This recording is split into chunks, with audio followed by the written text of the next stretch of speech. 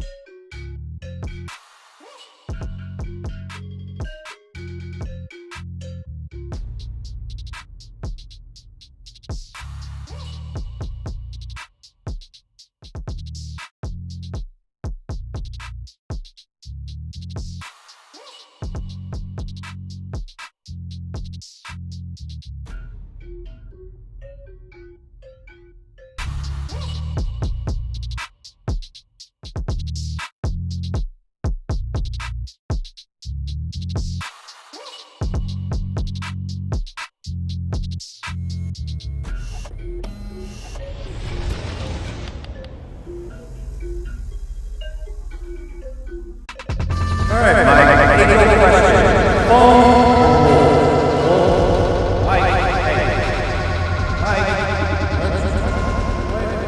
Hey, don't give him cardboard Mike a hard time. You know what?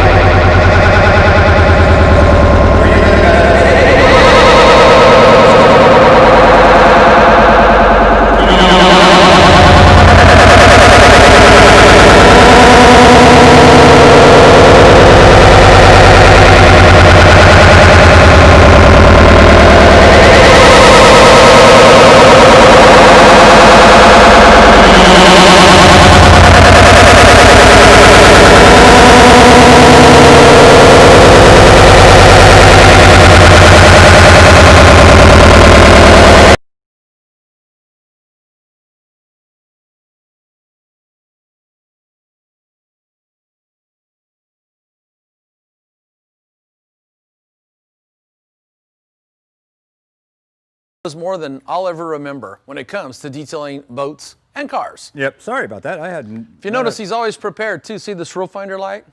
He's always ready to find swirls, then destroy them. Yeah. All right. Well, hey, sorry about the sound, guys. Yeah, don't know what happened there, but anyways, gotta love life. So, Mike, why don't you tell them what we're doing? And we also do have a special guest on here. Okay, well, the special guest is Tunç Goran. He is the head chemist and also the owner and president of 3D Products. And we used a lot of his products on this boat. Let me tell you about the boat first. This is a custom-built 1966 Formula center console. My good friend Royce bought this boat, only wasn't in this condition. This is a little awkward. I gotta get you out of frame. For $400. And there was he says there was actually a tree growing out of the inside of the boat. It had been left or abandoned for so long. And he spent 4 years creating what you see behind me. And then at one point, he painted it. So he painted it with gel coat, sprayed the gel coat on, and then he sanded it down and buffed it out. And one of the things I think we all find out at some point in our life is you don't know what you don't know. Think about that, wrap your brain around it. You don't know what you don't know. And so like a lot of guys, he kind of thought he had a handle on how to wet sand it and then, you know, go in and remove the sanding marks and create a beautiful show car finish or a show boat finish. But when I saw it, I was thinking, nah, there's some room for improvement here. And so I says, tell you what, why don't you bring it down to Autogeek Show Car Garage and let's just do a redo. Let's do a show car or a show boat makeover on it. And he said, sure. So he brought it down, and this last weekend, all day Saturday, all day Sunday, we sanded down the boat, and then we buffed it out, and then we put a ceramic coating on it. And we left one section undone, and that's the back of the chair there, the captain's chair. I think they call that a kneeling post, or a leaning post is what they call it. We call it a chair and a seat, but in the boat world it's called a leaning post. And it's because you lean up against it, but he actually put a beautiful chair on the other side, nice big cushion to sit on when you're out driving around the boat. But this whole back section here kind of looks exactly like it did when the boat arrived here. Now, I'm going to go deep on you guys, which I don't like to do, but I'm going to go deep. So after he sprayed the gel coat, and of course a gel coat finish is going to be thicker than car paint, he hand sanded it, then he compounded it, and then he polished it. So even though he sprayed a lot of gel coat on there, you got to keep in mind he's already sanded it and compounded it, and that means he's taken some of it off. So my goal as a professional detailer, just like it should be for you guys and gals, is to always use the least aggressive process to get the job done. And that means use the least aggressive process to get the job done. And to get the job done means to get the results that you expect while leaving the most material, in this case, on the boat. That's why when you detail a car, you do a test spot. You don't just compound it. You test to see if a polish might get the defects out to your satisfaction, because if it will, that means you just have to use a polish. You don't have to use a compound. You'll leave more clear coat on the car. Well, the same thing here.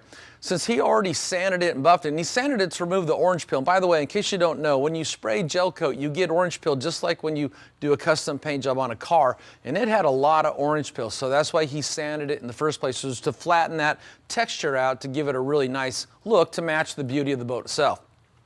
So what we want to do is we want to go back in, and I did a couple test spots when we brought the boat down here Saturday and found out that just cutting the finish with a wool pad and a compound wasn't going to get out the deeper tracers. Okay, so a tracer is after you sand, usually by hand in a straight line, and you pull your sanding marks out, sometimes you leave a deeper scratch in the finish, and that's called a tracer. So I found out that it wasn't going to get the job done to just buff it. So I said, let's go ahead and re-sand the boat, only this time we're going to machine sand, and we're going to use Mirka Abralon for that. So anyway, we dialed in a process where we machine sanded with 3,000 grit, then 4,000 grit. Then we went after it with a rotary buffer and a compound to remove the sanding marks. Then we polished it. Then we stripped and put the coating on it. And for you guys that know a lot about sanding, both hand sanding and machine sanding, if you're wondering, why didn't we go with 2,000 grit or 1,000 grit? Well, the reason why is I just explained it. We wanted to use the least aggressive process to get those tracers out and the holograms while leaving the most gel coat on the boat. And my testing showed we could do that with 3,000 grit sanding discs. Okay, so anyway, that's going to be our project today. I'm going to show you how we did the entire boat, but we're just going to do the back of the leaning bench up there.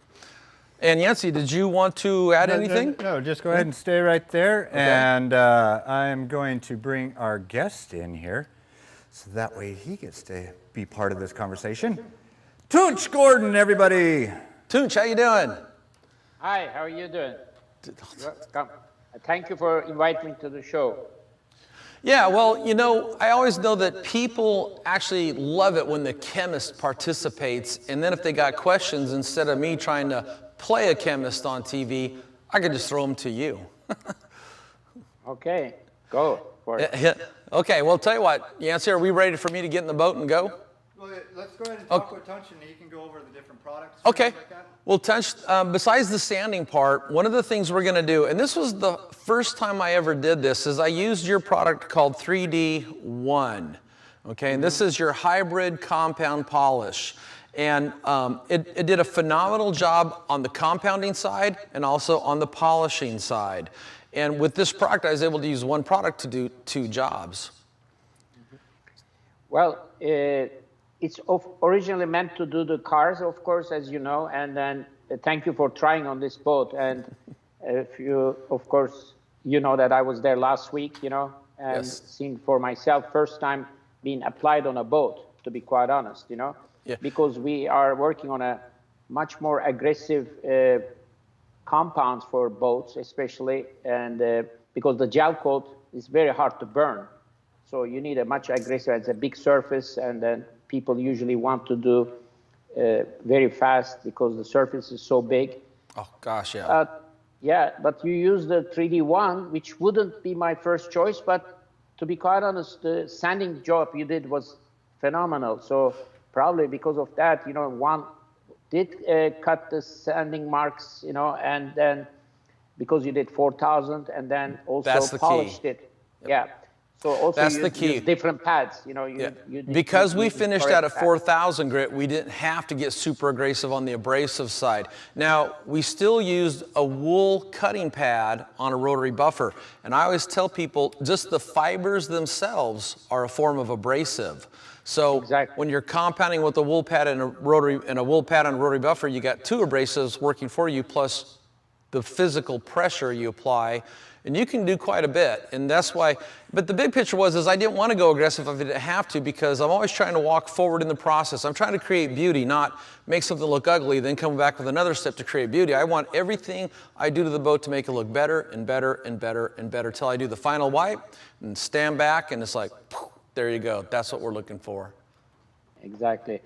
So, I mean, I was also very pleased with the results, because when I was there, actually, this gentleman did a phenomenal job restoring this boat, and it was like almost brand new. And I was very surprised to see the previous pictures, which was horrible, you know, and he basically salvaged this boat, right? I mean, yes. Yeah.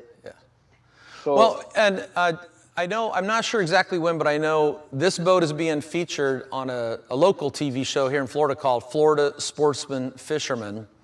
I'm sure on their website you'll be able to watch the replays if you don't get the channel.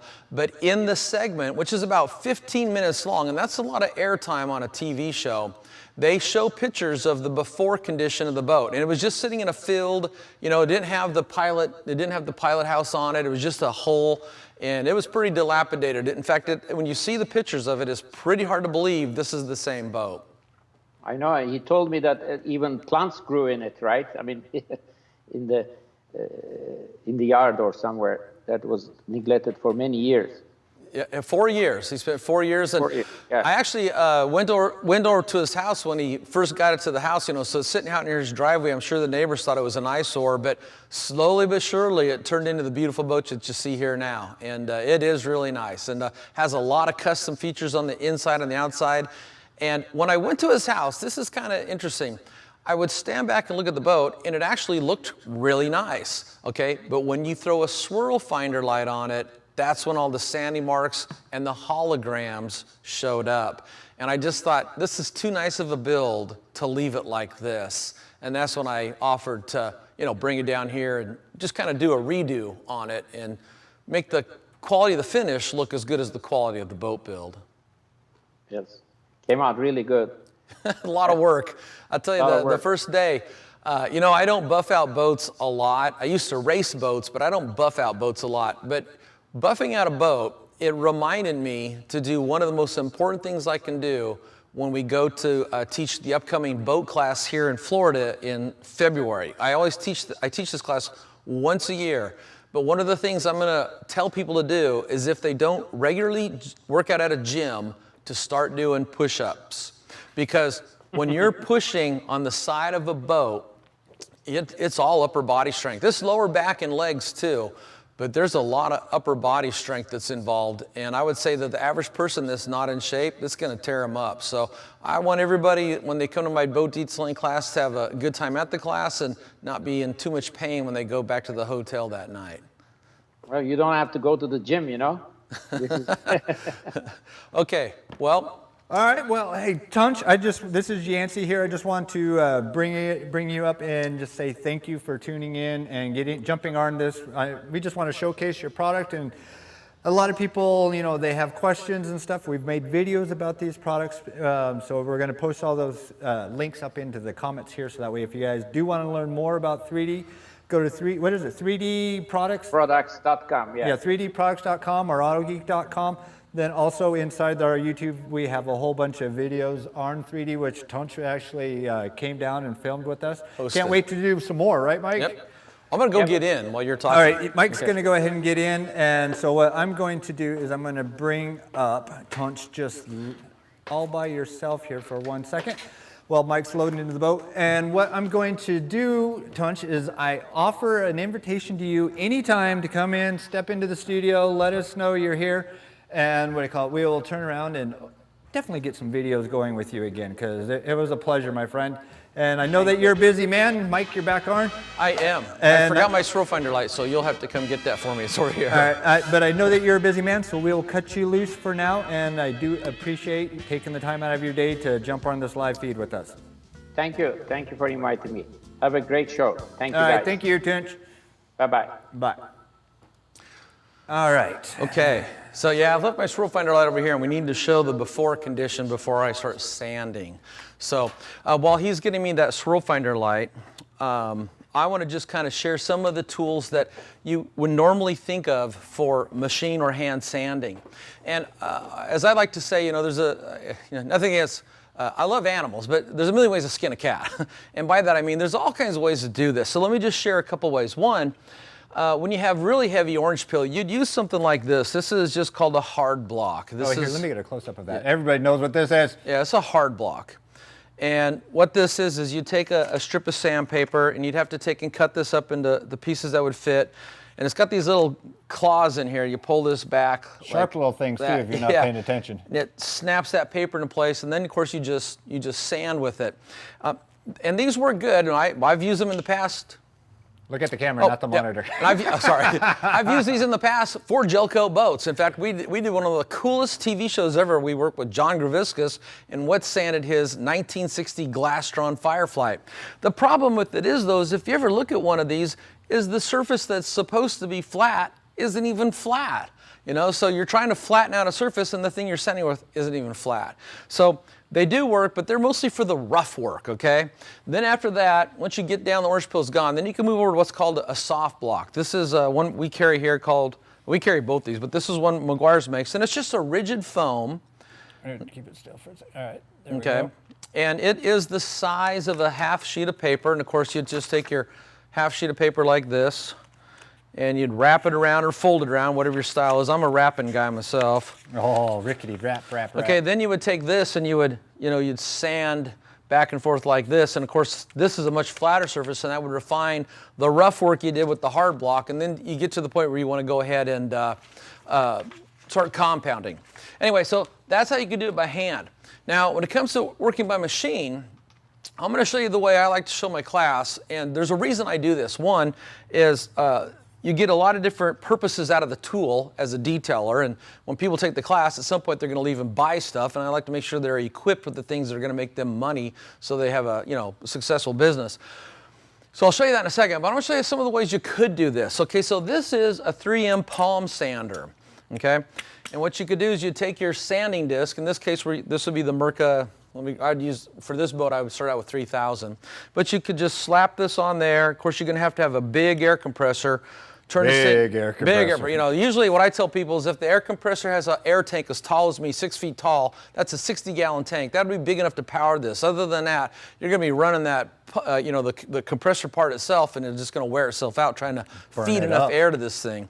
Yeah, and this also, by the way, is called an interface pad. Oh, here, let me get a good close-up of that. Yeah, and the interface pad is important because if you look at a boat isn't actually completely flat. Yeah, I don't think there's really a flat place on a boat. It looks kind of flat, but it's got a curve to it. So this is just gonna bend. It's gonna conform. Here, I can actually bend this. It'll just conform to keep 100% of that sanding disc in contact with the hull as you're sanding it. Plus, it smooths out the feel to you. So there's a couple things about the interface pad, but that's called a 3M palm sander. Here is the RUPES Scorpio. And this is the same idea. Okay, this is just the RUPES version. This is a really nice tool, and I show these in my classes too. So this is the pneumatic way you could machine sand. And again, you could slap a interface pad on here. All these tools have yeah, it does come flying out. Yeah, all these tools have Velcro, so they just attach like that. Hook it up to the air, and you start sanding, and it's an orbital action. I think this is 8 millimeter. I could be wrong. Someone at RUPES can correct me, but I think it's an 8 or 9 millimeter. This is a 5/16, so this is a little bit finer, less aggressive, more for finishing work. So, and if you're interested in doing some pneumatic sanding like that, you can always get the information on the specifics of the tools online. So that's another way to do it besides hand sanding is use a pneumatic sander. Another way you could do it by hand is this is a tool that Meguiar's used to make. I don't know if they still make it, but other companies make something like it. And again, it's just it's a soft rubber block, but it has a nice hard surface, and you could put your interface pad on there, Then you can put your sanding disc on there, and then you can sand, back and forth like this. So that's another way to do it. And plus you got this big ergonomic squishy handle to hold on to. So, it makes it kind of nice, especially for big flat surfaces like boats. Yeah, I'm all down with machines that do the work. Me too, and we're gonna get to that, but I just wanna, I know a lot of guys probably have questions about sanding. No, hey, you learn by hand first. It's always a good thing. This is actually a little thing that comes with the Sonax clay disc. So they make this thing is for removing contaminants like detailing clay, and you could stick your hand in this little handle, and then you would put their clay disc on the back. But instead, what I show my classes, here's how way you could use that to sand with. Okay, again, multi-purpose sanding. And plus, you don't got to grip anything. It's, just suck it down onto your hand with the strap there. Okay, so those are some cool tools. There's a million ways to skin a cat that'll help you to get the job done. But let me show you how I teach guys in my class to do this, and I'm going to tell you why I teach it this style. The reason I show them this style is because, Yancey, can you pan down the boat at all here? Yeah. Look how big this boat is. I mean, it's freaking huge. Yeah. Okay. Well, how big is this? A 24 This is foot? a 23 footer, so that's 23 feet on both sides. Plus, we did the gun walls and the pilot house and the chair and everything else on the seat. So it's a lot of surface area. And here's the deal in my class. I usually bring in about 20 people in 2 boats like this. So there's a boat on this side of the garage, there's a boat on that side, and you put like 5 people on each side of the boat, 20 people, 2 boats. And it's still a lot of work. If you got 10 people on a boat, it's still a lot of work. Imagine you're all by yourself, okay? Then it's really a lot of work, okay? Maybe you got a buddy you can con in to come over and help you stand down and buff out your boat. Oh, no. They never come over when you have to work on the boat. They only go in when you want to go out in the water. That's when the buddies are at the boat. That's right. As a former boat owner, I know the buddies only show up when the boat's on the water. Exactly. So here's what I show them, is instead of working by hand, and instead of using a pneumatic tool, I show them an electric tool to do it. And I give them an option. For example, this is the trusty, dusty Porter cable. This is an 8mm free spinning random orbital, 8mm random orbital polisher. And you can put a 6-inch backing plate on here and sand the same way you could with a pneumatic. And the thing about this is a lot of people that are end users or do-it-yourselfers, they may not have a huge air compressor and a big air tank to run a pneumatic tool, but everybody can plug one of these in to the wall, okay? So that's why this is a nice tool for machine sanding. By the same reason, if you're gonna use a free spinning tool, this is a really cool tool by Flex. It's the Flex Finisher, and it's cordless, so you can't get shocked, and you don't gotta mess with no cord. And this will get the job done too. But all these methods I've shown you, hand, pneumatic, free spinning, random orbital, are what I would call slow, okay? Will they get the job done? You bet, but they're slow. So the way I like to show a guy to do it, and I'm just thinking like how I would think in my head, I wanna get this done, is I go right to the beast, okay? This is the Flex XC3401 VRG. And I've always called it the beast because the part number is just too long to say. 8mm gear driven. Here's the difference. With hand sanding, you're gonna get tired. With any free spinning random orbital, you're gonna get slippage, okay, where you get pad stalling or sanding disc stalling, and it's not getting the job done. With this, because it's gear driven, you can power through a boat sanding project or a boat polishing process, because you're not gonna get any slippage. So that's why I show this tool. Plus, when you're done sanding with this tool, you can come back and do the polishing step. And if you're a detailer, you can use it in your car detailing business. So when you start to take detailing classes like the 3-day or the 2-day car detailing classes I take, or the boat detailing classes I don't take that I teach, you're gonna be investing in tools. So you wanna start looking at your tools like how many different things can I get out of that tool? And this is a very versatile tool that'll, it's a workhorse, it'll make you some money. Anyway, so that's why I show the guys the beast. Now in the class, I'll let you choose whatever you want to. I show you how to do them all, and then let you choose. And if you're smart, you'll try all the different ways, and then figure out which one works best for you and your style. So that's how we do the sanding. Then after that, we're going to come back and use the rotary buffer, wool pad, pull our sand marks out, and then we're going to come back and use the beast to polish the holograms out. And I'll talk about that as we get to it. So this is the part that I'm talking about that we haven't touched yet. And so I'm going to work with Yancey to see if we can't show you what this looks like, and what you're going to see is what the entire boat looked like. Okay. So you got to let me know when you can. I will. Yeah, get it on that one. Now let me do a little magicry. Oh. Wow. Yeah, now move it back and forth. Wow, see how bad that looks? Okay, so what you're seeing there are both sanding marks and hologram scratches. It looks bad. That's what it does. It just doesn't look good. And you know, when you're on the water, the sun's going to hit this. The sun's going to hit this and show. It's going to show. And you know, some of your buddies may just want to look at the water where the fish are, but some people are going to look at the boat and go, man, that looks horrible. So we want to fix it. Now, I want to talk just for a second about hologram scratches. There's a lot of confusion about the word hologram. I see guys talk about holograms from using an orbital polisher. That would be called micromarring. Sometimes I see people call holograms swirls. Holograms aren't swirls. They're kind of like it, but here's what a hologram is. It's a specific scratch pattern inflicted by a rotary polisher. Okay, did you get that? It's a specific scratch pattern inflicted by a rotary polisher or rotary buffer. You cannot put holograms in with the DA, and you can't put them in with the wash mitt. You can put swirls and scratches in with the wash mitt, and you can put micromarring or shadow patterns in with an orbital, but we have to have words in our industry that mean something. So when we're talking back and forth and I say I've got a boat with holograms, you know exactly what I mean and what caused it. So those scratches you saw there are from both sanding, not getting all your sanding marks out, and holograms from using a wool pad and a compound. Now, the stuff we're using here is much different than what Royce used. I've used the stuff Royce uses, and I no longer use that stuff because I don't like the results I get with this. So in my classes, I only show stuff I would use personally on my own car or my own boat.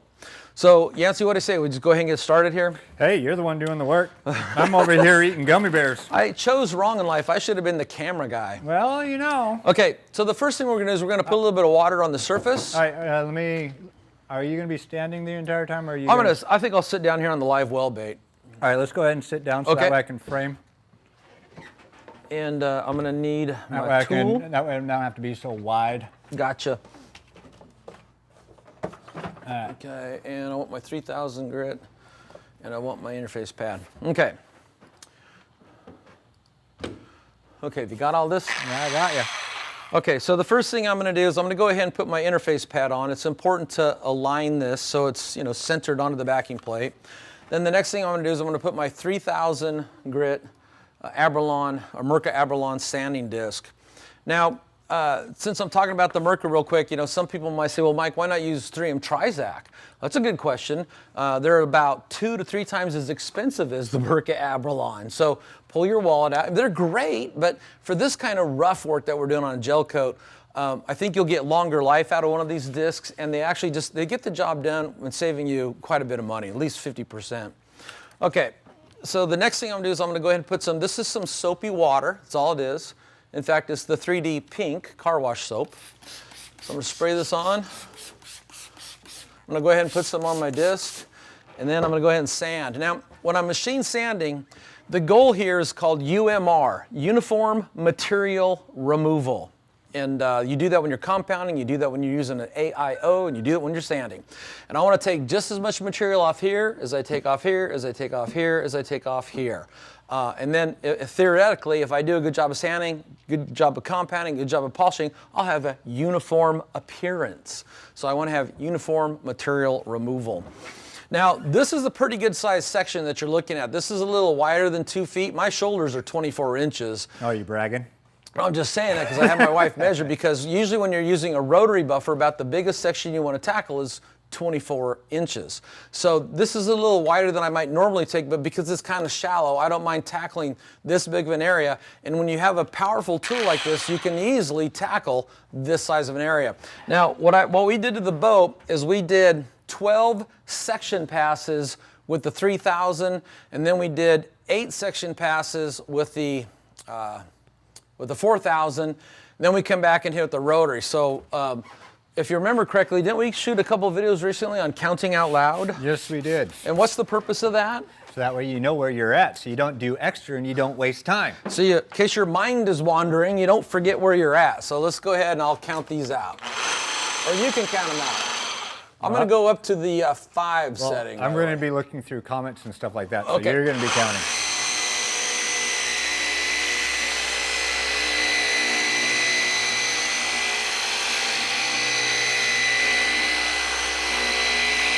1.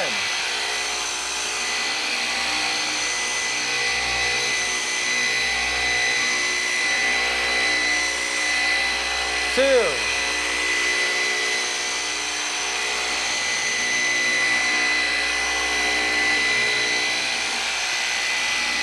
There's 3.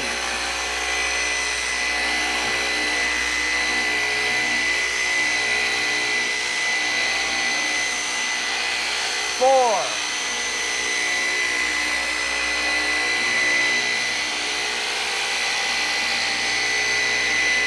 5.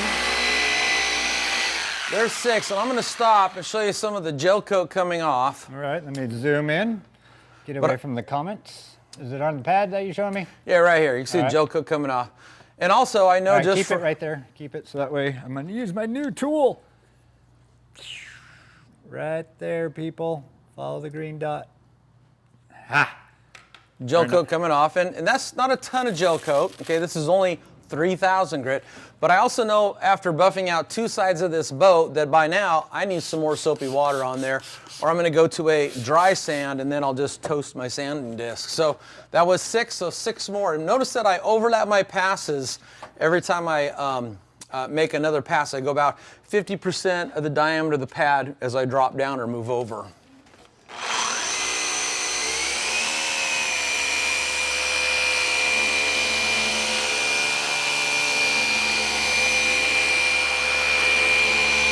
Seven.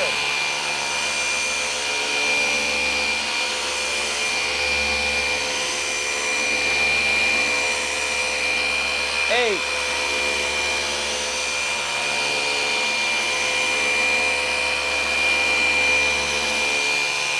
9.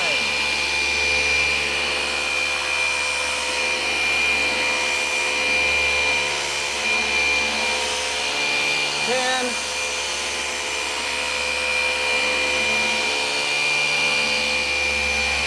11, and here's 12.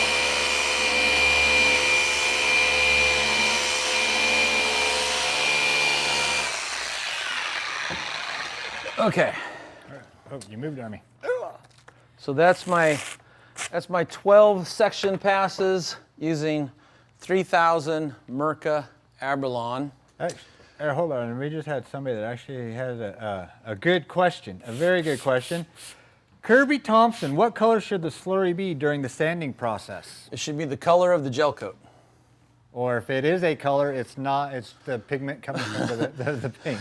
Well, some boats could have a custom paint job if they're not too big, but to custom base coat, clear coat a boat would cost a lot of money. Oh yeah, no doubt. Yeah. Now, a quick question. As you're going through there, how far do those pads go when you're doing a gel coat before you actually have to replace the sanding paper? You know, you can get quite a bit of sanding out of them. When we did this boat, we actually changed pads often just because we wanted to get the best results in the shortest amount of time. So let your budget be your guide. Does that, let me flip this over. Does that show up? I got to adjust my... Can you see what a 3,000 grit sanding mark looks like? I'm not seeing... It should just look dull. Yeah, it's just dull. I'm seeing a couple other scratch. No, go the other way. Yeah, I was looking at myself. Yeah, see, it's just nice and dull. So we've actually improved it because we've removed all the deep scouring. Okay, so now it's just flat and dull. Now, it's true at this point, I could just go to a wool pad on the rotary in a compound and pull that out. 3,000 grit's easy to pull out. Okay, but again, kind of as we were talking with 2 inches, I didn't want to use a heavy compound. I wanted to use a less aggressive compound. So every time I always tell people, as you're walking through the process, that's my guy walking. As you're walking through the process, everything you do should be making the gel coat or the paint on the case of a car look better and better and better. So I don't want to go to an aggressive compound. I want to go to a less aggressive compound and finish out at a higher level of grit. But there's also something else. And I teach a lot of things in my boat class, but here's one of them. When you use the rotary buffer, you're going to have to brace yourself 1 foot in front of the other and push on this and push that buffer into the side of the boat for hours, okay? It's easier to hold the sander up here lightly and let the sander do all the work. You get the same thing done whether you sand it to a higher grit or you push hard for hours with the rotary. It's just one of them is easier on you. And in my opinion, you get better results when you finish out at a higher grit. But again, let your budget be your guide. All right, I do have... Okay, so this is 4,000 going to. All right, hold on one sec. Before you start that up, there was a question in here which I think you can address right here. That looks good. 3,000 grit finishes out. All right, well, nice. I can't see where you asked it the first time, but I'm going to go ahead and bring this one in. RJAS 2010, can you get Mike to address the edges? How would you do the edges? Would you sand them or not sand them? That's a good question. When you come to these rounded edges of the corners like this, on different places of the boats, yeah, I just kind of lightly buzz over them. But here's one of the things. Anytime you got an edge or a corner like that, the gel coat tends to flow smoother, so you don't got to sand them as much. And it also tends to be a little thinner there, at least on a high point, so you don't want to sand them as much. So always bring to any job a certain level of common sense, okay? Especially if it's not your project, not your car, not your boat. Because the last thing Royce wants me to do is the term he uses is blow through. We talk about burning through, but he talks about blowing through this layer of gel coat. Now, just so you know, as you see this, they call this, what do they call that, a leaning? You just said it. A leaning pole. Okay, they call it a leaning pole. We call it a chair or a seat. But as you look at this thing, he made the mold for this. This is all custom built. You can't go buy this anywhere. He custom made the mold, then he blew in the gel coat, got it good and thick, then he started laying in the glass. So you have to understand the gel coat, because, Royce is obviously a professional and he knows he wants it thick. He put it in there thick. So I'm not too concerned about blowing through. At the same time, as a professional, I'm only going to remove the material I need to remove to get the job done. Yeah, I know I'm hot. It's hot up here. Shouldn't we have an assistant up here that... You need a fangirl? Is that what you're saying? Okay. Yeah, it's getting hot up here. Okay, so back to soapy water. And now you're on 4,000? 4,000 grit. And I took the swirl finder line and I looked at this just because I wanted to see myself what I'm doing here. And the results so far, the finish, all the deep hash marks, the deep sandy marks on the swirls are gone. What we have basically now, it looks like matte paint. It's just dull. So now I'm going to refine it even further with 4,000 grit. And if you really wanted to go nuts, you could get 3M 5,000 grit. I wouldn't waste my time with 8,000. It's just way too high. But I mean, the higher you sand out, the easier it is to buff, okay? Okay, so we'll do 8 this time.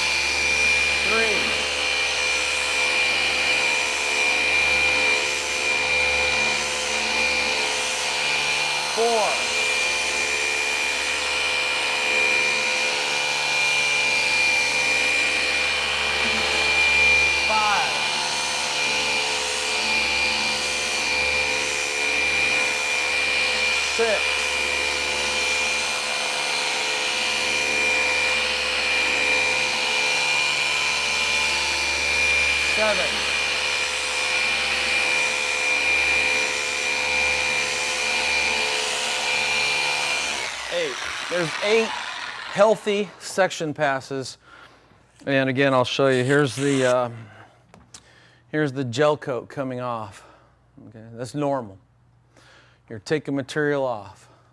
Now, can you clean those on the fly to get more life out of them by just dunking them in water or spraying them off? When you spray them a little bit with the soapy water, some of that will build off. If a guy wanted to, I mean, here's what you could do.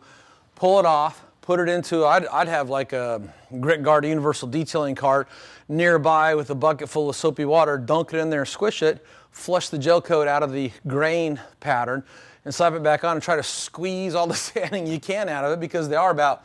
yeah, they're not cheap. Well, a pack of 10 is $50, so it's $5 a piece. Yeah. So $5 a piece.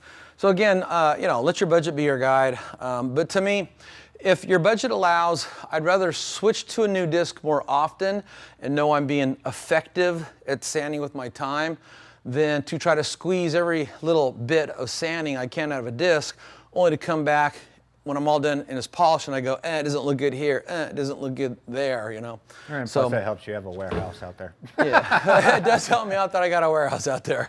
But just so everybody knows, whenever I use parts in your garage, I got to put an order in just like everybody else. All right, this is a question that came up right now. I think that you could probably answer this. I know the answer for it, but I just want to bring it. Where did it go? Right here, Jeff, when sanding cars, you have a paint depth gauge. Is there any way to tell if a boat is too thin to sand? Only if you could do yeah.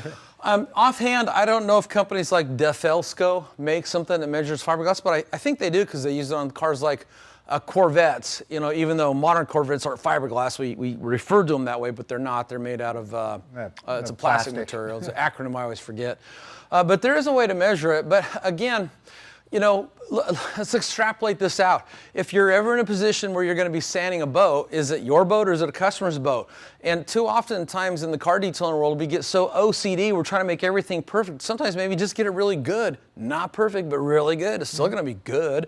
But the other thing is I kind of hesitated on showing this process, but I don't mind because I explained the reason we're sanding is because it had a lot of deep sanding marks and horrible holograms from the compound and the sandpaper used. In my boat class, I don't bring boats in like this and teach you how to sand them down. I bring boats that have the factory gel coat that have been neglected for maybe a decade, and the gel coat has turned white with oxidation. What was that one blue one that didn't even look blue?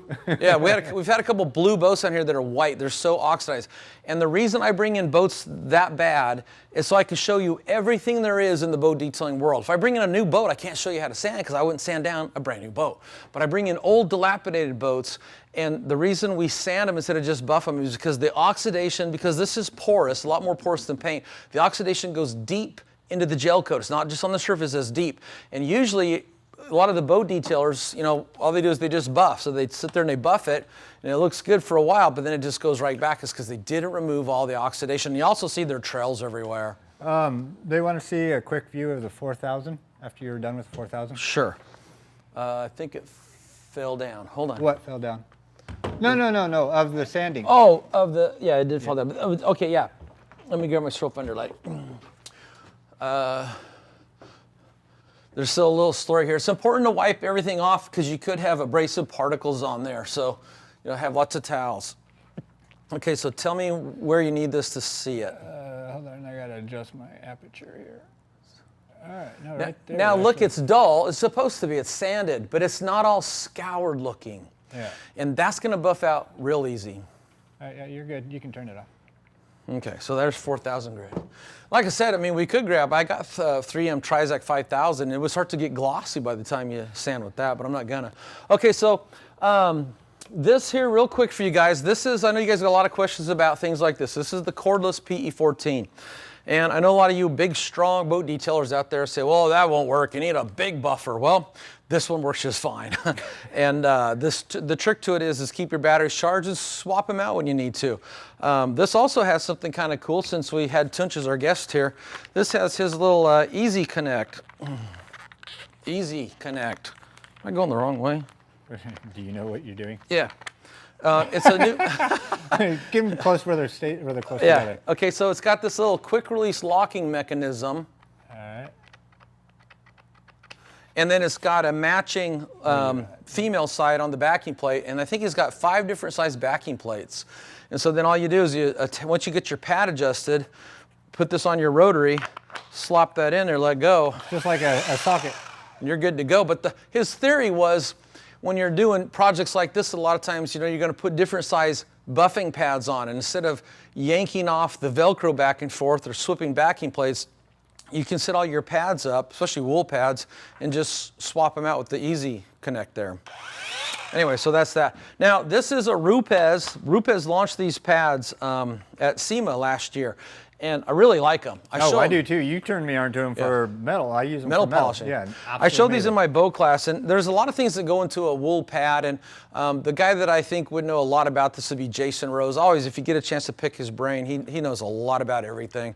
But what I like about him is the problem with some foam pads is the fiber. They call this the pile. The pile length is too short. And what that does is it makes the pad really hard as far as the way it feels when you buff. It makes it aggressive, and it also makes it hard to clean. So you want a balance where it's not too long, where I call it floppy, because then it's just freaking fibers everywhere. But you don't want it too short. So, you know, he did his research and he came out with the pile length that's just perfect. And then there's also the factor of how many fibers you put into the backing. If you get it too loaded up again, it's going to be too hard. It's just too dense. So somehow he found this perfect blend of not too many fibers, not too few, not too long, not too short. Are you Goldilocks? Goldilocks. It's just a really, and they come in 6.5, 6, and 5-inch, okay? And for cordless rotary, you don't want a big 8, 9, 10, or 11-inch wool pad. That's too much leverage on the edges for this type of tool. So smaller pads are better. In fact, on the forum, Yancey, there was a thread that was bumped today by my friend S.A. Tracker down in Texas, and he asked me whatever happened to this project I was working on making smaller pads, and I made a prediction. The future will have smaller pads, and here I am vindicated. And that thread's like 3 years old. Now, this is how we left off buffing the boat. So it still has gel coat on there. Let me get up on that. I'm going to do this on the outside of the boat. I don't want to fill this full of gel coat dust. Royce will kill me. Okay, so for this, and every tool is different, but I'm going to go ahead and buzz this up to the 6. And this is a spur. Have it down by the pad. I know a lot of you guys use a screwdriver. Don't do that. Have it down by the pad. It's $10, okay? So buy a spur. And what it does is it's like a cowboy spur. And it's going to, you're going to push this into the pad, and it's going to peel out all the excess compound and gel coat, because anytime you're compounding hard, you got two things building up on the face of the pad. You got spent product and removed material, that's the gel coat in this case, and it's also going to fluff up the fibers. And what this is going to do is it's going to make it easier to buff with, it's going to make it better at cutting, and the residue that this leaves behind is going to be easier to wipe off and it's being all gummy and sticky. But it would look like this.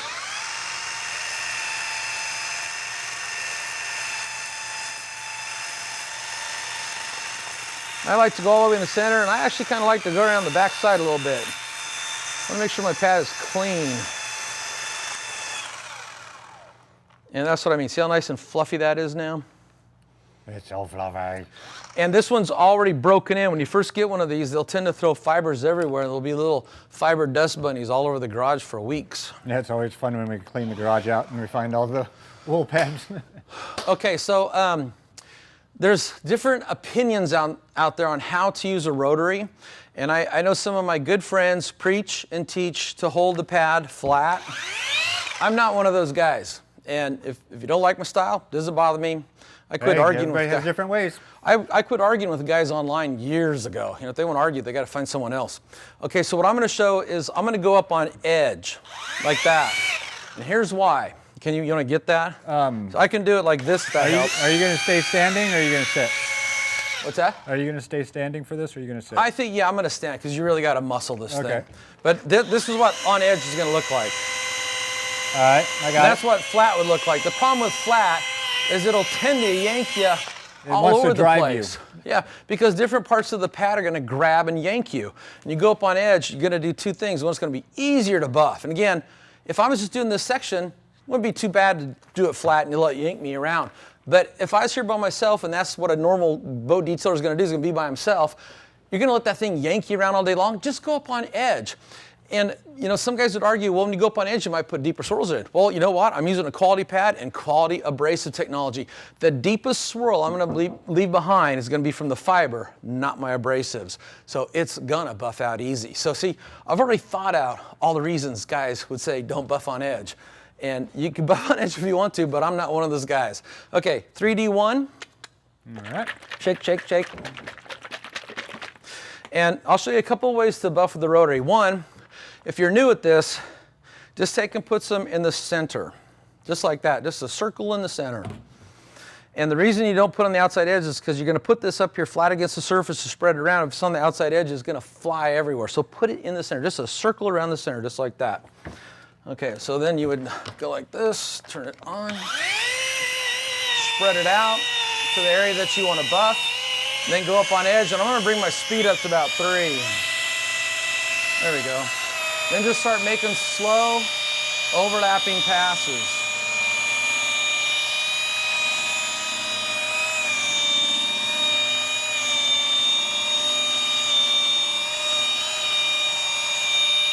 Okay, and when I'm doing that, it's really easy to control this just by going up on edge. And if you notice with this tool, I put one hand on the head and one hand on the bottom of the battery here. And that way I got good leverage over the entire length of the tool so I can control it. It doesn't control me. I'm glad that you said that, because I know in one of our other videos, somebody mentioned, like, you ever notice how Mike holds his cordless? You know, is it just the way that the balance in those things are? And I'm glad that you explained the reason why you do that. Yeah, and then a couple other things is, watch real carefully. There's a couple ways you can do this. I could do it like this using my arms, so watch. There's nothing wrong with that way. But instead, what I show in my classes when I practice is I kind of bring this up to my chest. And once I bring my arms and my chest muscles and tighten them up, I've got really control of the tool. Then I just rock my leg back and forth. And that way I have total leverage and control over the tool. So I'm going to put some more product down because the dry pad tends to absorb product. And I'll show you the 10 at 10 technique. Okay, there's a strip of product. In the 10 at 10 technique, you're going to take your pad, put it flat, bring it up to speed, put it flat against the surface. Then you're going to... Hold on. I'm going to get up close on it. All right, go ahead. What you're going to do is you're going to look at this like it's a clock. Here's midnight, 1 o'clock, 2 o'clock, 3 o'clock, and so on. And you're going to pick this up at 10 degrees and run that strip in at 10. And what it's going to do is it's going to... Sorry, Yancy. What it's going to do when you're bringing that strip in is it's going to bring it into itself, and it's going to pull it into itself instead of throwing it everywhere. And that's called the 10 at 10 technique. And then when you get really good at this, it becomes relative, where you pick it up as long as you understand to pull the bead into the pad in the direction it's spinning, not pick it up so it's kicking the product out. Okay, so that would look like this. Then once I get past my bead, lay it flat, kind of spread that out. And now I'm just going to start doing some buffing.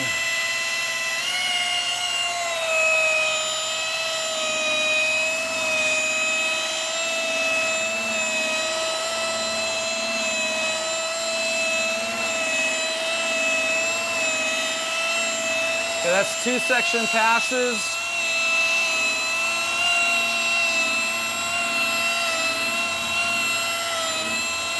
Three.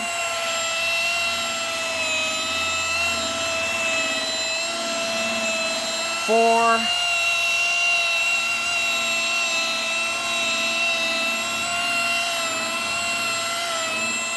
5.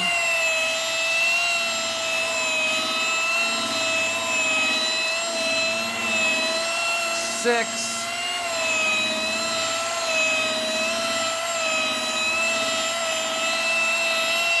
7.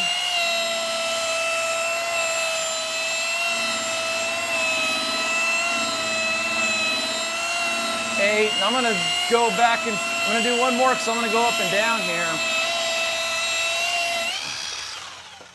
Because it's going to leave holograms, and I just want to make sure they show up so you can pick them up on the camera. Oh, okay. You're so thoughtful. If I wasn't doing this live, I would have knocked out the whole thing, but because we don't want to make this a 2-hour video, I'm just going to do this side, and then Yancy, you can take what you've learned and jump up here and do the other side. You're so kind to me.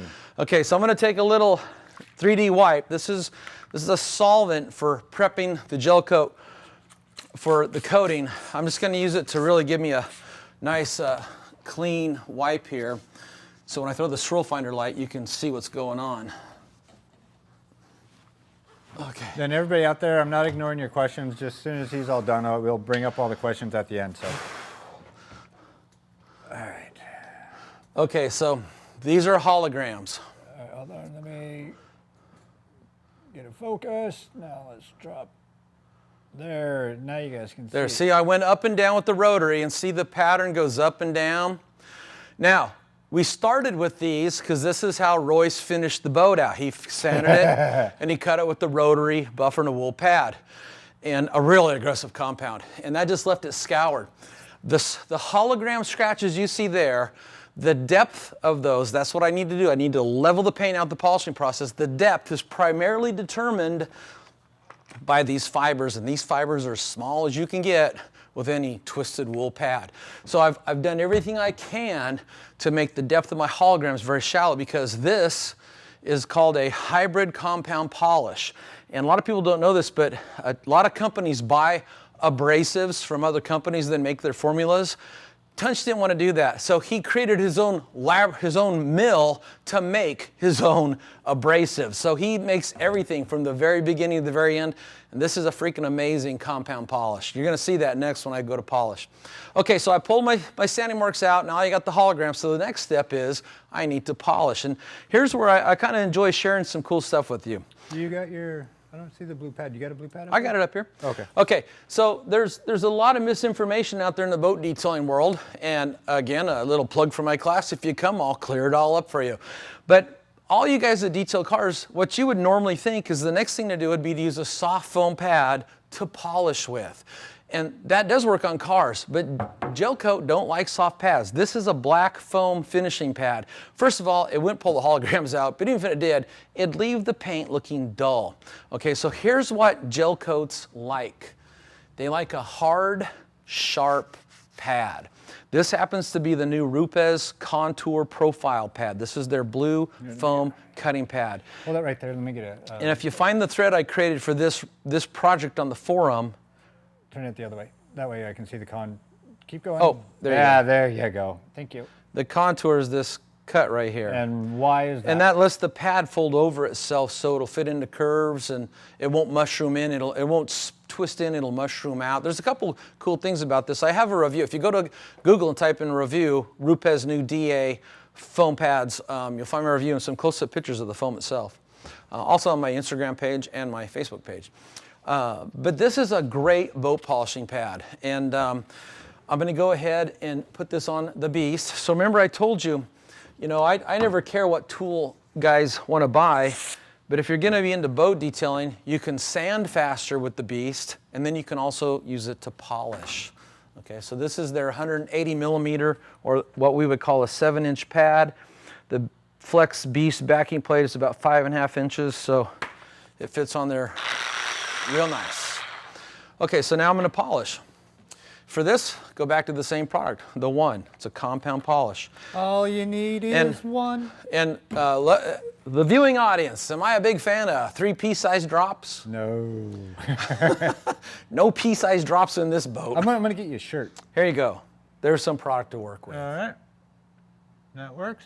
Okay. And foam pads, I don't really prime them. I just buff. It'll kind of prime itself. Okay, so now I'm going to go through here, and I think when we did the outside of the boat, I'm pretty sure we did 10 good solid section passes to pull out the holograms. I'll do 10 and take a look. If they're not there, I'll come back and do a couple more, but I think they'll be gone. So here we go.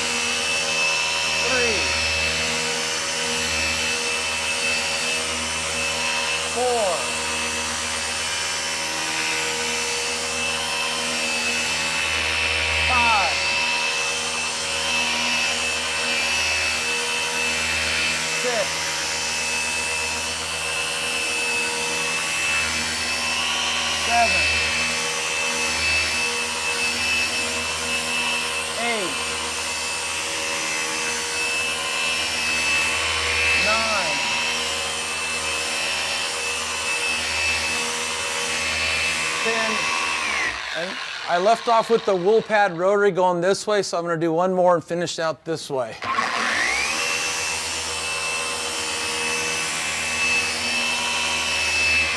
There's 11. And if anybody's wondering when I'm doing that, yes, I am pushing hard. I'd probably say about 15 pounds. Yeah, I was going to, they were talking about, now when you're doing with the the wool pad, how hard were you pushing on that one? That one there, probably about 5 pounds, not quite as hard. Because I'm using fibers. Fibers aren't abrasive. Foam, this is a cutting pad, but it's not as coarse as those fibers. But this is what I'm saying. This year when I send out about 2 or 3 emails before any class. One of them is called Important Information. Tells you where to park, where the hotels are, what time the class starts, all that good stuff. For this one, I'm gonna say, about a month before the class, start doing push-ups. Because you're otherwise just gonna kill you. And I don't want anybody to get hurt. I mean, we cranked the air conditioning down to 68 in here for the classes, and it's, makes it kind of nice. Well, that's what it's at right now, and you're still sweating. I still sweat. Well, you come up here and do the work. No, I like it back here. This is okay. A good place to be. Wow. Throw finder light. What'd you do with it? Here it is. All right. Okay. Let me pull focus here real quick. Then, oh man, I don't even have to do anything. Just got a little bit right there. Nah, that's gonna be a smear. Let me give it a wipe with a nicer towel. Oh. Okay, when I look at it, I still see just a little bit of the wool pad marks, but I mean, it's so fine. Yeah, no, that's what I'm saying. It looks good. It's just a touch. You never see that outside anyway. And, that's where maybe you'd go to, 12 section passes. It's, but that is that is a show car finish on a boat. And here's something also, if you've never buffed out a lot of gel coat, I want to share this with you because I want you to have realistic expectations. You cannot get gel coat to look like clear coat, base coat, clear coat paint. The porosity, because the pigment is actually in the surface you're buffing, there's pigment there, it's a material, it's a solid material inside of a polyester resin. And with a clear coat, it's just pure resin. There's no solids in, there's no pigments. And you can get a clear coat, like say you're buffing out a black car, you can get it like a mirror finish. You guys have done it. But on a gel coat, you can't quite get there. You can get close, but not quite there. So just, don't feel bad if you buff out a black, fountain cigarette boat or something for somebody and it's not perfect because it probably looks pretty good. Okay, so the next thing we're gonna do is we're gonna go ahead and put the coating on. For the coating, and we're gonna use the prep. And this is basically the same way you do a car. It's really no different. So I like to use a 2-step approach. So I like to put my panel wipe on there so there's a lot of product on there to dissolve any of the oils. Then come back with one side of the towel. So you use that as a cleaner, then come back? Yeah, now where are those oils if they're not on there? They're on your rag. They're on the rag. So that side is done, okay? We're not gonna use that side again. Flip to the clean, dry side. Now, just a light mist. Sometimes I'll just mist the towel. And this is called my insurance pass. This is just to ensure there's no trace oils left on the surface. Okay, so like that. And then this towel is done. Where's your clean, dirty rag? My clean, dirty towel bucket? Yeah. Okay, so then, boom, right up here. Here we go. Here's the 3D, his ceramic coating. All right, leave it right there. Let me get a close up. There you go. Well, that's as close as I'm going to be able to get. Or actually, here, I'm going to do it. Now, somebody asked me earlier, Yancey, they said, well, Mike, isn't that for cars? Isn't that for cars? I asked Tunch about that because that's the first thing I thought, well, isn't that for cars? And he said that modern car paint technology is urethane resin. Gel coat is polyester resin. They're not too far off in their technology. He says the most important thing is to do like we've done here. You've got to get that surface, no oxidation, no swirls and scratches, and get it prepped properly so the coating can go into the porosity, the pores of the gel coat. And then he recommended 3 coats. Yeah, it's because the first one is pretty much suck right into it. It's going to go into it, yeah. And he says if you do... Which makes sense. That makes good sense. Yeah, and if you do each coat within an hour, you'll be within a window of time where the second coat can actually melt or bond with the first coat, and the third coat will bond or melt into the second coat. So you don't want to put one coat on your boat and then go to bed and come back the next day. It may work, but the chemist himself is saying do the subsequent coats within an hour of each other. Actually, he said within a half hour. Okay. So basically, once you go around, just keep going around 3 times the boat. I have a technique term for this called follow your path of travel. So So wherever you start, when you get done, go back to where you started. It's probably been 30 minutes and get going. It's always nice to also do the buddy system. You know, have a buddy or two. Yeah, I'm sorry, but you're up there in the boat and I'm down here, so you're on your own. Okay. When I do cars, you know, I have a couple buddies that are really good. I like to put it on. They do the final buff. Okay, so here's the 3D. Here's my microfiber suede patch. And I'm just gonna, it's kind of hard to do at an angle, but there you go.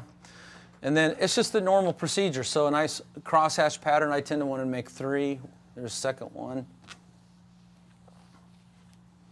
Here's the third one. And there's no magic to crosshatch. There's no magic at all. Just as long as you get the area covered. Yeah, you're just trying to have a uniform coverage of the thin liquid, the coating on there. Here's a 5th one. Okay, then Tunch says, wait about 30 seconds to a minute, and then wipe that off. Now, what's the longevity? You know, on the coating? Yeah, no, yeah. I mean, remember the video we made? He says it depends on how you're going to well, treat no, the but surface. I mean, I should have clarified that. Now, would a coating on a boat be a little bit different due to the fact that it's a little bit more stress and the conditions that it's in? Well, the marine environment, salt water, the sun, salt water is actually abrasive. Yeah, very.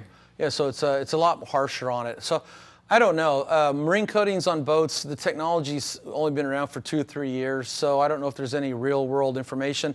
But seriously, how long anything lasts on the surface comes to how you touch it. You know, Correct. if you're going to wash this with a brick, it's not going to last very long. No, I was just thinking that, you know, since it's in a wet environment and different things going on, would it actually, you know, be a little bit less or dramatically less? Now, if I was bringing in huge fish and they were slamming into the back of this and wearing the coating I wouldn't be worried about it? I wouldn't be too worried about it. I think we're in the 30-second, right? Yeah, we're I do past believe 30 seconds. Okay, so clean microfiber towel. Come back and just give it a nice wipe. The wiping action, believe it or not, actually helps to spread the product so it's uniform, as well as remove any high spots. It's doing at least 2 things. It's removing the high spots, but it's also helping to spread it. So it's a 2-action process. There you go. And stroke finder light.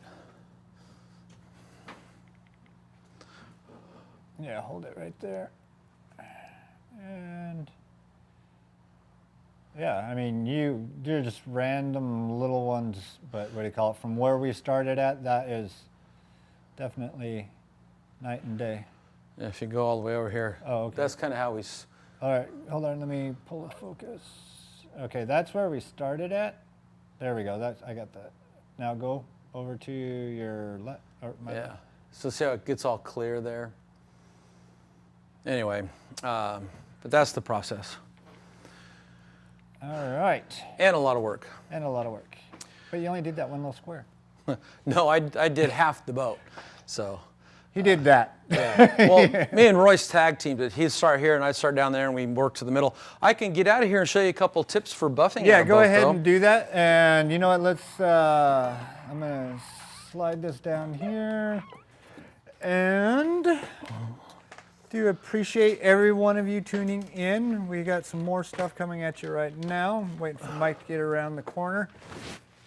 Don't forget all the questions that you guys have been asking. I will definitely get those answered here in just a moment as we continue on our little voyage here. Okay, here's a tip. It's sometimes the simple things really can help you out a lot. But imagine you're buffing in a boat and you're by yourself, or even if you got a team of guys helping you. When you have this much mass real estate to buff out, you have to know where you're at, where you've stopped and where you're going to start, and of course overlap a little bit into that area. So here's something I teach in my classes. Just take some masking tape, and again, whether you're sanding or buffing, you know, the average guy, his shoulders, mine are like 2 feet wide. This is about as big an area as you want to tackle at one time. You know, no bigger. You can go smaller if you want to. So I use my natural dividing line. So you know, here's a rail here to keep the boat on when you're launching it and bringing it back on. So that's kind of a natural line. But if you just went and did every 2 feet, you know, that would kind of look like, you know, there's 2 feet. And you obviously you're going to put that in a place that you can leave, and you're not going to be taking it on and off. Yeah. So I use a rub rail. And when we did this, we kind of came in and did this section by itself. So we did this section, both sides, you know, pulled this thing off to get in there. And then, you know, here's my tapes, another 2 inches. Feet. 2 inches, 2 feet, okay? Your shoulders shrink. Before you start your project, just give yourself some guides to look by and run these all the way down the boat. And then everybody kind of knows, you can visually identify, you know, where your sections are. So here's a section, here's a section, here's a section, and your buddy can start down there and work this way, and you can work that way. And you know, when you finish the section, you always want to kind of overlap a little bit into the previous section. But simple technique, and it just makes sure that you, again, UMR, you've equally sanded, you've equally compounded. I've seen boats where, you know, they look good in the garage, pull them out, and you can see where the sanding marks are left. It's like hash marks everywhere. You can see the holograms are at. You know, so it's when you're working by yourself, I think it's a lot easier to buff out a boat by yourself because you're focused on what you're doing. But when you start working with a team of people, it's harder because it's hard to tell where one guy left off something and then another guy started. So simple technique like that can be a visual indicator to make things easier. Makes perfect sense to me. You got any more tech tips for boat people? Clean your pad often. You saw me use the spur. When you don't clean your pad often, you get a buildup of the gel coat in the compound. If you don't clean your pad, you put some fresh gel coat on the side of the boat. You mean compound? Yeah, compound on the side of the boat there. You pollute and dilute the compound when you mix it with the gunk that starts to build up. So clean your pad often. And you know, if you're going to do a lot of rotary work, break down and spend $10 and get a spur. Quit using the screwdriver. It does make the tip of the screwdriver shiny, but what happens, you know, I've done this, so I know, but what happens is when you take a screwdriver and you try to dig that into the face here, you end up finding that sweet spot and you dig a trough where you have no fibers left. Yeah, hand me a screwdriver. Well, just... Here's a Phillips. I'd use a flathead Well, myself. I know. I don't think we have one out here, tell you the truth. If I was going to go full redneck, I'd use a flathead. But, you know, guys do this, and they try to run this across here like that. And over time, there just becomes a natural place that wants to sit, and you end up digging all the fibers out of there because it's the wrong tool for the job. So spend the $10 and get yourself a spur. Proper tools, people, proper tools. And, you know, that's about it. You know, just like car detailing, one of the things I would always do is start early. You know, a lot of times you're detailing a boat, you're outside, it's going to be hot, it's going to be windy, full sun, you're going to need plenty of fluids, you're going to need a hat, earplugs, you're going to be running a rotary, usually for a long time, and start early while it's still cool in the morning and try to get through the toughest parts while it's still cool out. And charge your friends next time they want to go boating if they don't help you. The other thing I would say is, I would say just from my observations in the boat detailing industry, most detailers that are out there this is their tool of choice, okay? Wool pad, rotary buffer, compound. And when you have deep oxidation, you're going to get better results to machine sand. You just are. It speeds you up. It's less taxing on you because here's the deal. Let me show you, for example, Porter Cable is a good example. A lot of people don't have a $500 flex, but they got some kind of DA like this. And it's real easy. It's real easy to hold this lightly in sand, okay? Real easy, okay? And sand off the heavy, deep oxidation versus do this, you know, where you're pushing for hours doing this. That's hard on you. So start out by sanding, let the sandpaper do the grunt work, and then you can come back and pull the sanding marks out, and you'll end up with more uniform results that last longer. Your customer will be a lot happier. There you go, people. Yeah. Work smarter, not harder. Yeah, and if you can, try to upsell. You know, coatings are the way to go on cars. Coatings are the way to go on boats. You know, I'm sad to say that so many times that after we detail a boat down here, I don't see the owner. I don't see the boat again. Sometimes I do. Last summer, one of the owners brought his boat here to Autogeek to show me how great it looked after being on the water for 8 months solid. So sometimes I do, but a lot of times I don't. But I do hear feedback, and everybody likes the coatings on the boats for the same reasons we like them on the cars. Faster washing, faster drying, self-cleaning effect, and lasting longer just overall than a wax or a sealant. Okay. All right. With that being said, guess what time it is? It's question and answer time. Okay. Time for viewer questions. And my corny TV host, you ask, we answer. Dun, dun, dun, dun.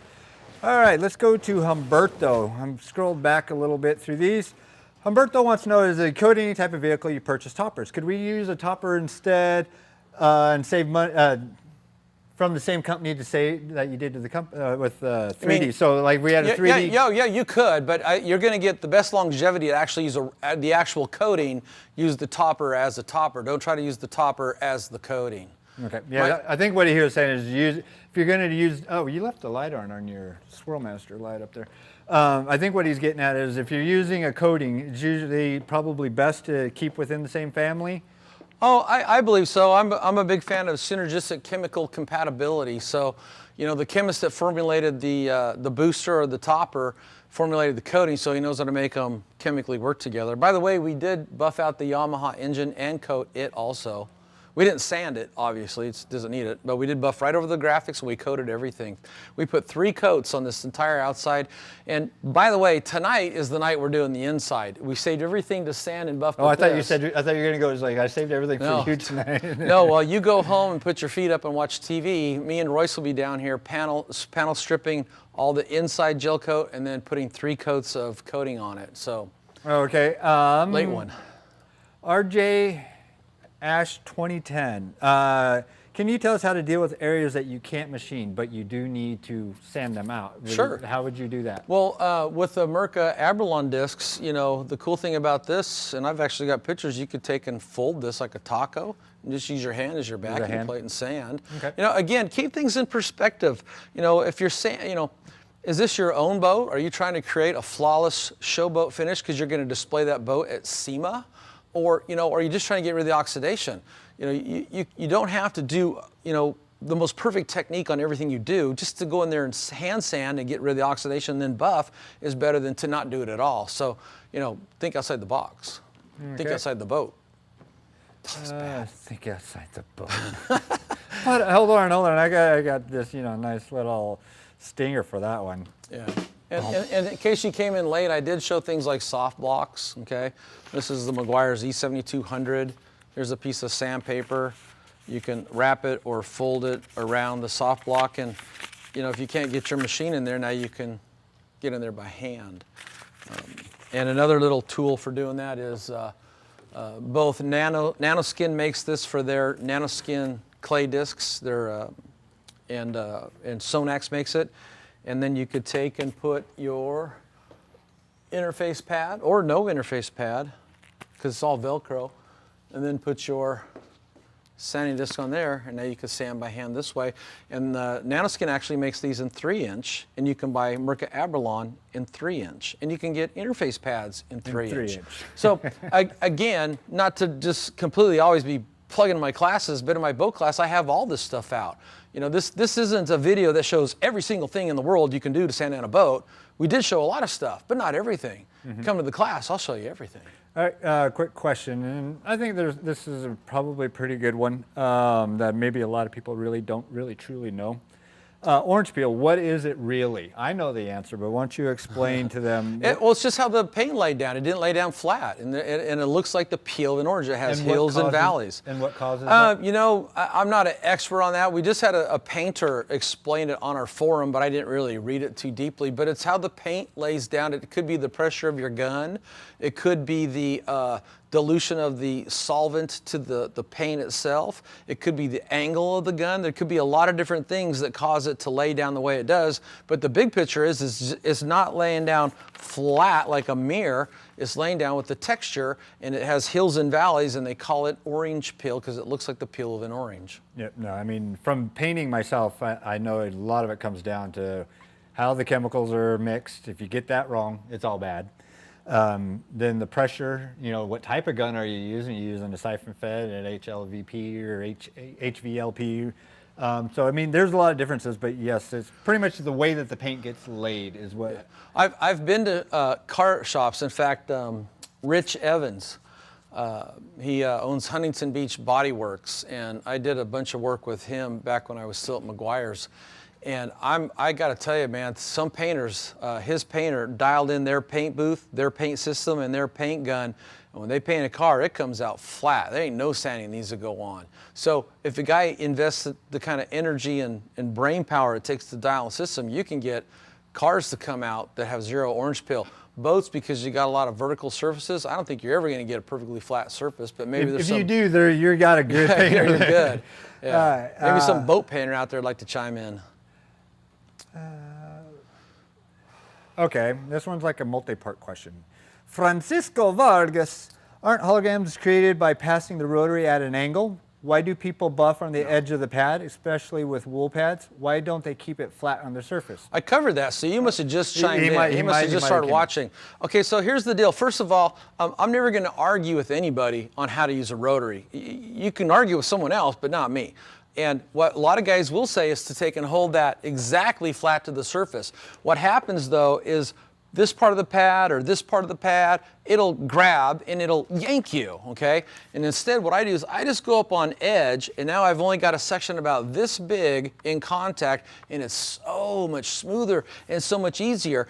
And it doesn't matter if you hold the pad flat or at an angle, you're gonna put holograms in with the wool pad no matter what. So there is an argument to be said by going up on an angle and pushing hard, you could put deeper holograms in than if you held it flat. That's because of a pressure factor.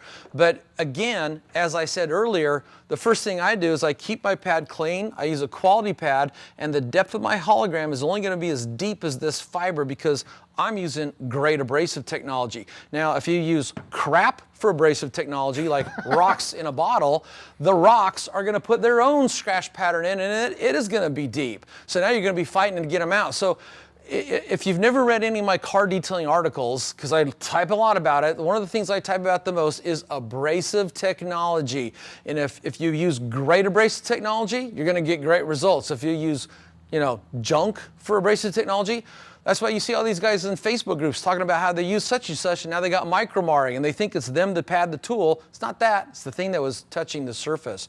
But yeah, it's your question. If you want to buff holding it flat, something as big as this, by all means, go for it. I'm going up on edge, and I show that in my classes. All right.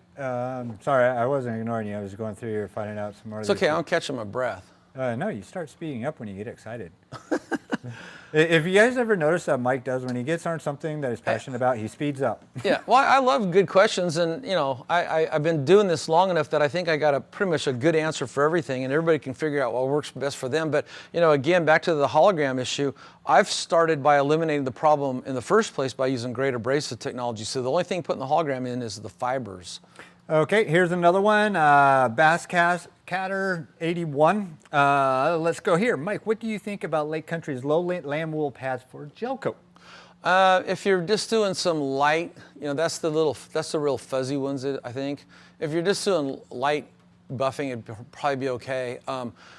If I'm gonna buff out a boat and it's oxidized, I'm just gonna go pedal to the metal. I'm just gonna go the big guns. There's rarely been a boat I've come across, if it's in bad shape, it probably needed machine sanding. I mean, you could just use 4000 grit.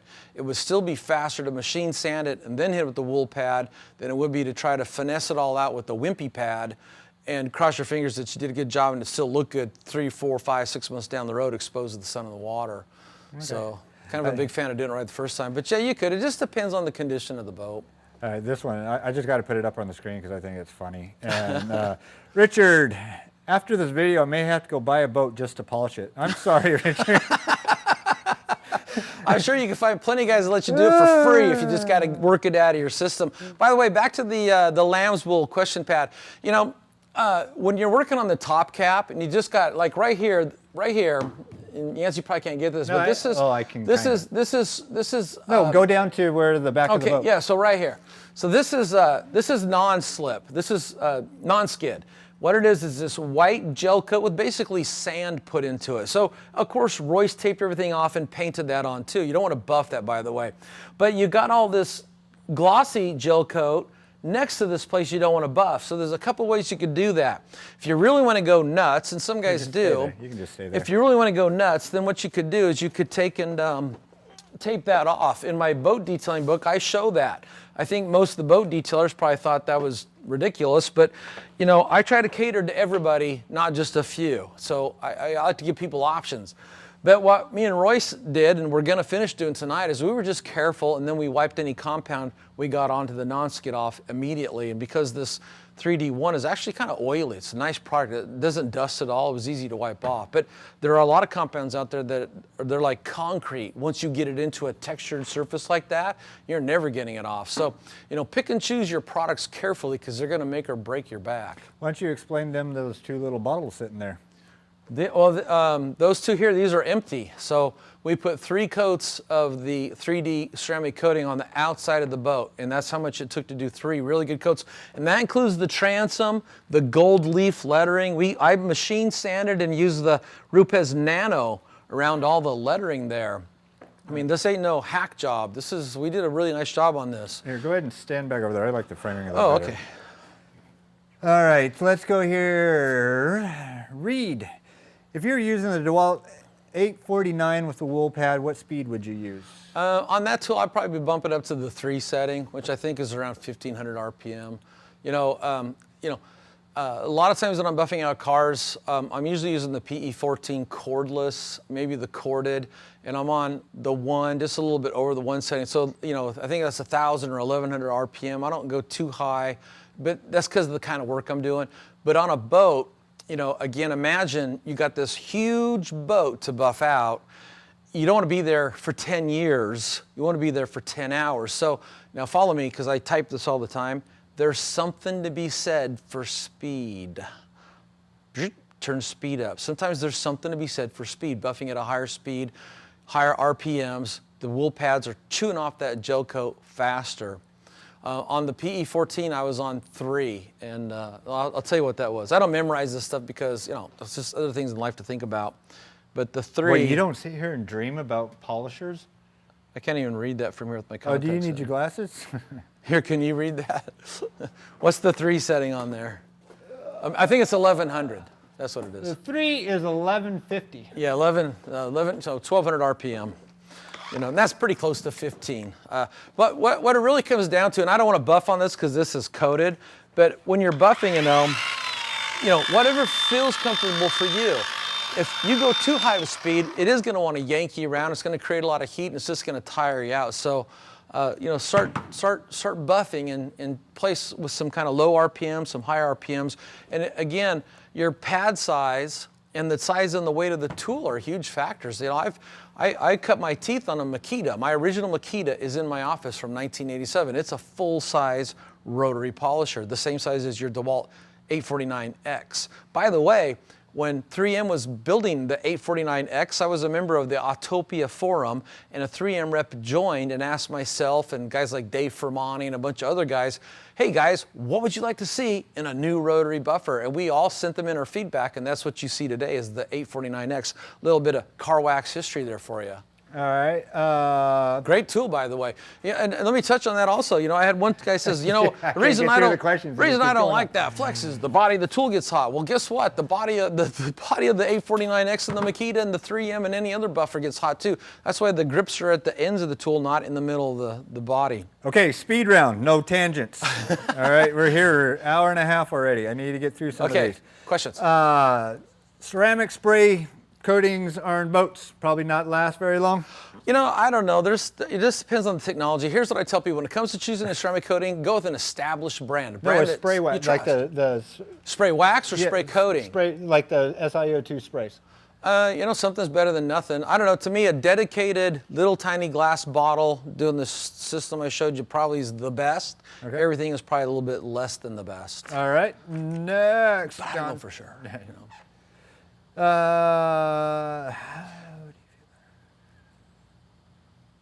All right, let's add this one. Patrick, how do you feel about using gel coat restoration chemical products such as Polyglow or Opti Gel Coat Restorer to restore shine over machine sanding and polishing a gel coat? Well, there's the old saying, if it's too good to be true, it probably is. But it just as a disclaimer, I've never used that product. I've seen the amazing results you see on TV where they take a dilapidated oxidized boat and they just smear this stuff on and it looks brand new again. And I don't, you know, I don't want to disparage them, but I've talked to guys that have used it and they just shake their head and go, nah, it ain't like it seems, and it doesn't last. So, you know, look, anything worthwhile in life usually comes from hard work. Okay, good question. All right, moving right along. Moto Rockstar 8379. Man, you guys are giving me a workout with all these names. What is the difference between gel coat and car paint? Break it down. The different resin. Just what's the difference? Urethane. Car paint is made from urethane resin, and gel coat is made from polyester resin. Okay, so that's the main difference. That's the main difference. And one is clear without pigment, and one is resin with pigment. Okay. I said that wrong. One is resin without pigment, one is resin with pigment. We knew what you meant. The resins are all clear. The polyester resin is actually kind of amber in color. Okay, and I think this one will be our last question. RJ, he had a lot of questions. Ceramic on the bottom, I hear it wears off quickly. Well, it's because it's pounding against the water and the beach. The water is a form of abrasive, Yeah, people. Royce hasn't done nothing to this, but he's going to have a anti-fouling bottom paint put on it. Oh, there you go. He's going to take it to a shop that doesn't let them do it because they got to lift it off the trailer and all that good stuff. Yeah, you gotta. Have you ever seen them do that? No, I never have. I used to work at a boat place, and they just. Yeah. Some things I just don't want to do, like buff out large jets and trains. And trains and automobiles. I buffed out a train. It wasn't any fun. It's just grunt work. It's just grunt work. So are large planes. Just, there's a lot of bragging rights in the cool feature, but at the end of the day, I'd rather buff out a 69 Chevelle any day of the week. Hey, Cardboard Mike is back. Oh, I thought we'd bring in your alter ego. He's getting kind of thin. You gotta tell Stacy to get him off that diet, man. No All doubt. fiber diet does that to you. All right, so once again, this video is done, and we do appreciate you guys tuning in. We love you guys coming in. Also, if you guys have any ideas of what you guys would like us to broadcast to you guys, post it in the comments below, or hit me up on Facebook, or hit Mike up on the forum. And we're always taking ideas, so that way we can bring the content that you guys are wanting, not just what we think is going to be cool. Because sometimes what he thinks is cool, I don't think is, and vice versa. And you guys maybe, I don't know. So what are we doing next week? I don't know. You know, we always have that same response every time. Well, here's what we base our class on: is what's in the garage. This week it was a boat, so that's what the class was on. Next week, who knows? But I know some topics that are coming up. Yourself? Yeah, I know topics that are coming up are glass polishing, topical and subsurface, drizzle stains, Dr. Color Chip rock chip repair. Oh, that would be a There's really good one. three Maybe topics. we need to reach out to them and see if we can get them in next week.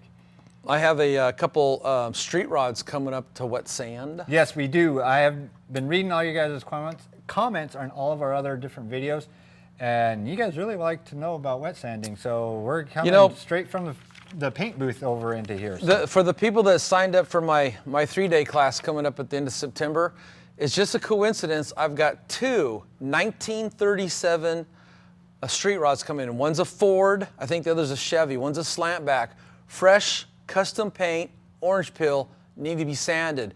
So instead of sanding on a hood, they're gonna sand on the real deal. Real guys, other guys, street rods, you know, and we're gonna sand them down and we're gonna buff them out, and we do that on Sunday. And those it's all a 3-day curvy, class.